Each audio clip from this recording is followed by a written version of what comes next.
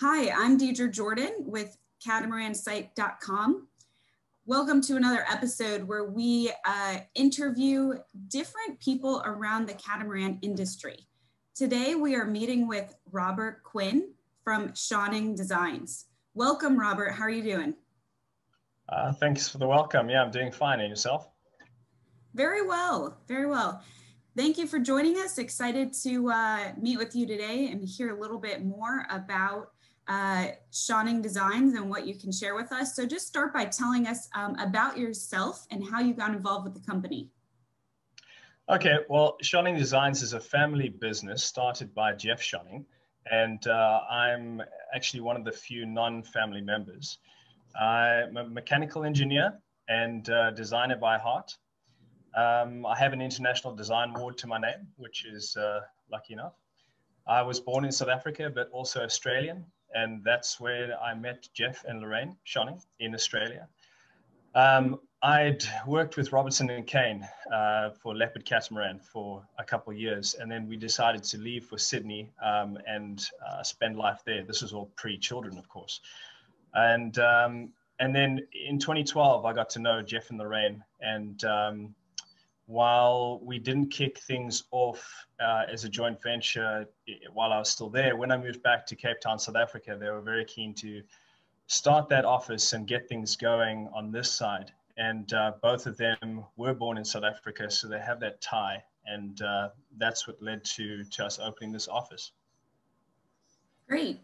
So tell us a little bit about your production and how many Schionings are built each year. Yeah, so our business is quite different from, I suppose, the regular. We pride ourselves in allowing people to build boats themselves. So we have a large, or up until now, the largest portfolio was owner builders. And professional building is becoming more and more of a thing these days. And maybe that goes in ebbs and flows.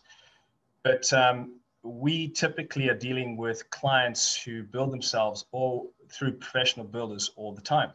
So it's not like we're running a factory that consistently pushes out X amount of boats. So it fluctuates. We have good years, we have bad years. I would suppose for the last 10 decades, we would have averaged about 6 a year. Not huge numbers, but we are a boutique brand and we're ticking different boxes.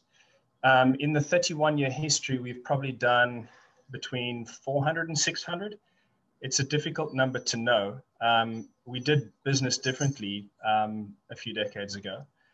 And we sold a lot of plans and build ideas to people, but we have no idea or kept track of whether they're actually executed or not.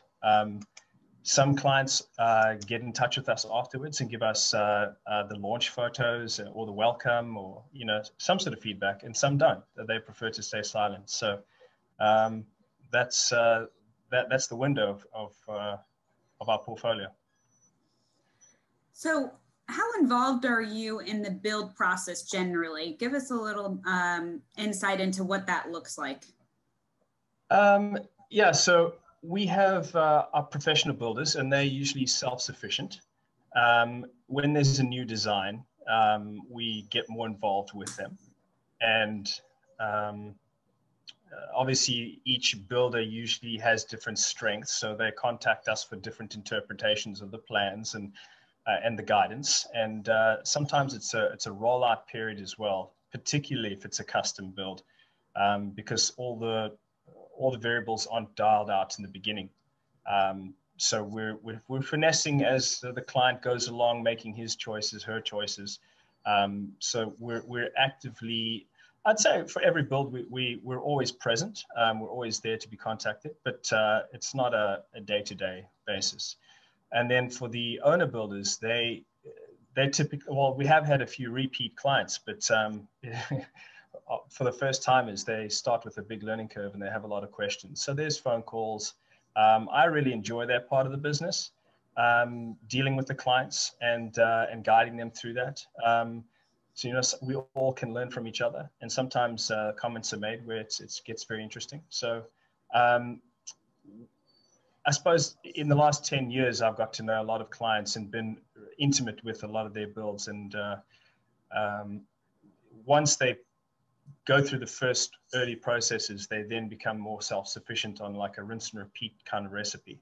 And then, like I said, we may not hear from them again. I'm sure there is a huge learning curve, especially if they're first-time cruisers. So I'm sure your guidance is definitely needed. Is there a yard that you find your clients using more often than not? And if so, where's that located? So historically, we've had our biggest market share in Australia, where the company actually started. That was up to 80% of our business. And so Noosa Marine was a very popular build location. They're on the eastern coast, just north of Brisbane. And I suppose over the years, we've also started working with more international yards. We have a strong yard in Thailand that is producing multiples of our boats. And these are all professional builders, obviously, so they're doing the repeats. And then in South Africa as well, we have a builder that's been going for 10 or 11 years. So there are other builders in Europe and in America, in South America as well. One or two built in the past, but these three would be our most popular. So COVID, it has affected every business in some sort of way. Tell us about how it's affected yours. Logistically, it's been very difficult, especially with shipping building materials. We're a kit-based company where we're producing, cutting those files, those materials for clients and then sending them to them. And we're offering more and more as we go. So waiting for raw materials to come in, processing them and shipping them out, and then dealing with the shipping companies has been a difficult one, depending on whether they're allowed to enter the country or not. But then also when lockdown happened and kids weren't able to go to school, it kind of halved our time, if you will. Because while one parent would be watching the children, you could get some work done and then you switch. So we actually probably doubled our inquiries and business, really. So very thankful for that. But when you've halved your time and doubled your schedule, it becomes very difficult to manage. But like I said, a good problem to have. And the used boat market went crazy. So we were contacted a lot by buyers interested in the used boat. But there's also been the new boat market as well, which is been good for us. Don't exactly know why, but I think people are seeing them as escape pods. Yeah, this has been a common theme that we've been hearing, right? Catamaran business on the rise during COVID, from a builder, designer perspective, challenging, getting materials and potentially slowing the delay of the production of these boats. So sounds similar with your business. Yeah. What is the most popular series that you have right now? Is it the Arrow series? That's correct. The Arrow is our newest to the portfolio, and the Arrow 1360 is the most popular by inquiry. But the Arrow 1200 is actually what is the most common to be built. And it's no surprise, it's the more affordable, smaller model in the range. But the speed at which you can build the Arrow versus the others makes it very attractive. What's the difference in the speed to build from the others?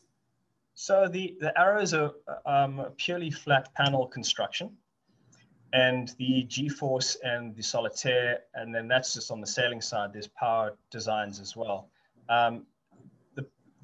When you have larger cut panels that just bend into shape, it's a lot quicker than doing several strips into a curvature shape, from a construction and from a fairing point of view.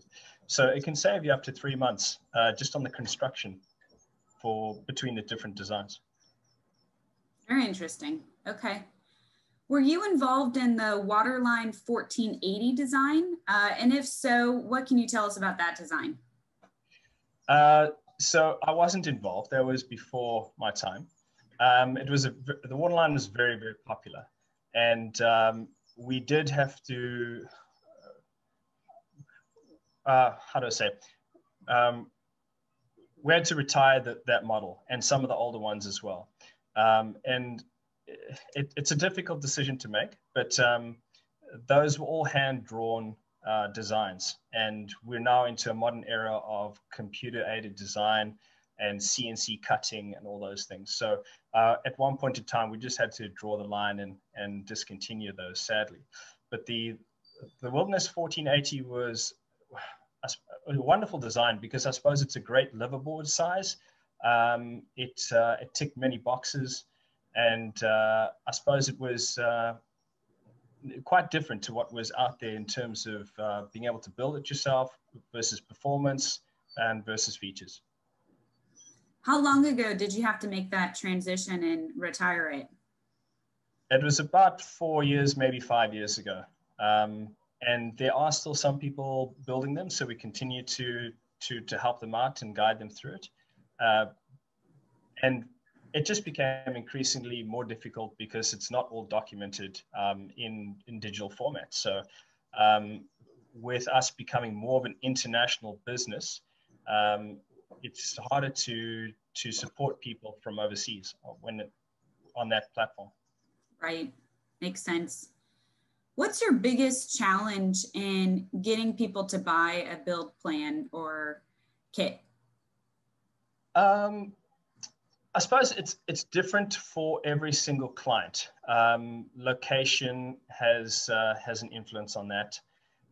Timing, finding a builder that is close to them. Sometimes clients are very happy to build overseas, sometimes not, and that could be the difference of whether they can afford it or not. But then there's also, I suppose, cash flow issues. There's importing issues as well. Like, for example, Brazil's always a challenging one because they have such high duty and paperwork for bringing those materials in. And then some people, it's space. They really want to build it themselves, like a lot of US clients. And I suppose location to the shore, because they may have acreage on a farm, which is a wonderful place to build. But then they deal with the challenge of shipping this big structure down to the ocean. So everyone's got their difficulties. And sometimes it's more about their preparation and their plans. So it could be 18 months turnaround before a client goes ahead. And in that time, other variables came in, like having to renovate the house, so the boat budget moves on. But at least they're now understanding their constraints. And for most of our clients, those that have that itch to build their own boat, it never really leaves. So we'll see them down the road. So tell us a little bit more about your clients. Is there a typical age, nationality? Are they mainly couples, families? From your experience, what are you seeing mainly? So typically those that are aged between 40 and 70. Every now and then a young gun comes along. We do get a lot of families interested, but I think that, when you've got young kids, they sort of get in the way from you actually building your project, and there's different priorities, as I'm experiencing. But I suppose our most common client is that person which has owned a few boats before. It's rare that we get a first-time sailor contacting us that they want to build their boat. So those that have gone through that experience of learning what they want on board, how they sail, do they like speed, do they not like speed? When they've got that all dialed in, they're normally contacting us with their request to build. And I suppose, the lagoons and leopards are very popular, nicknamed the condomarans. They're presenting such a wonderful lifestyle to upfront buyers. And I think a lot of them that are just looking for a bit more performance, a bit more ability, eventually work out what they need and what they don't need and come to some more performance design with less on board. That makes sense. Kind of the evolution, especially entering first-time sailors might do a leopard lagoon, and then over time kind of evolve to one of your designs. Yeah. What do you think's the most important design consideration when building a catamaran? Yeah, that's an interesting question. And I suppose I could sum it up by saying peace of mind, which might be strange, but I think that your comfort, your safety, your performance, and your confidence all ties into peace of mind. So when we're designing a boat, or it's being built, we're producing the materials for it, we want to take all those different dynamics into consideration. But at the end of the day, if the client has peace of mind, and that can be in many forms, it's going to bring confidence. You're gonna have peace of mind because you've got the safety. You may not be into performance necessarily, and you don't need to be sailing faster than what you're comfortable with. But if you have very little wind and you need to keep moving, you then do have the performance.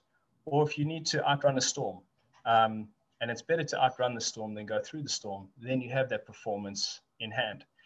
And for catamarans, it's a recipe of reefing, really, at the right time, rather than having too much sail area up, which can cause some problems. So, yeah, I'm going to sum that up as peace of mind is the most important for us as designers, but also for our clients who are sailing. And with a lot of them going through the experience of having their boat built for them, be there, whatever involvement they have from the whole project or just visits to the professional yard, they get that intimacy with their boat. So they understand it, they know what's gone into it, they know how it was put together. So when you're out there on your own, something fails or is causing concern, you know where to look, you know how to problem solve it. And that, again, is peace of mind. Absolutely. So where do you see the future of your boat designs going? Give us some insight into the next 10 years. What do you see? I think we'd like stronger sales in the US, and we don't exactly know how to solve that problem as yet. There's a bit of a fear with Americans sending money abroad, and maybe that's a cultural thing. I did spend several years studying in the States, so I do have a feel for the culture there. So we would like to get some manufacture on the States side, so that it just feels a little bit closer to home, a little bit more organic for them. We do have a couple builds happening, and we're doing agent negotiations in several parts, so that Americans can talk to Americans. So we're trying to focus on that and see how that plays out. And we're also trying to get more into supplying OEM deals and manufacturing more finished products for clients.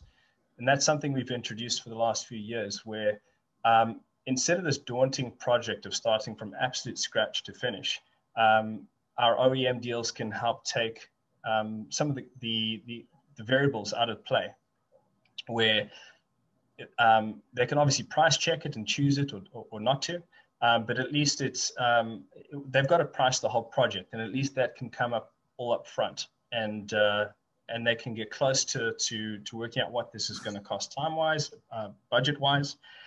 And if we can manufacture components for them, it just makes the whole thing easier to bite off. Great. Well, we wish you the best luck. Would love to see more of your boat designs in America coming from someone that lives here. As we wrap up today's discussion, how can people learn more about your designs and purchase a build kit if they would like? Yeah, so the website is an immediately easy place to go to.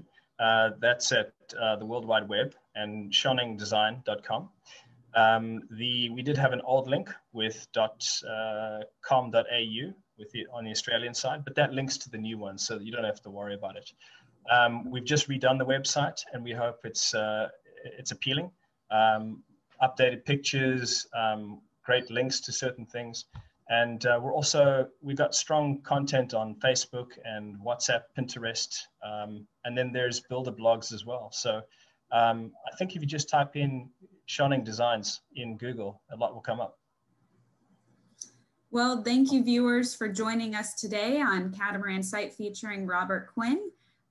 We appreciate you joining us. Thank you, Robert. It was great hearing from you and getting a little more insight from your perspective today. Yeah, thanks, Deidre. I hope you have a good day. Thanks for the questions and the interview. And yeah, keep well. Thanks.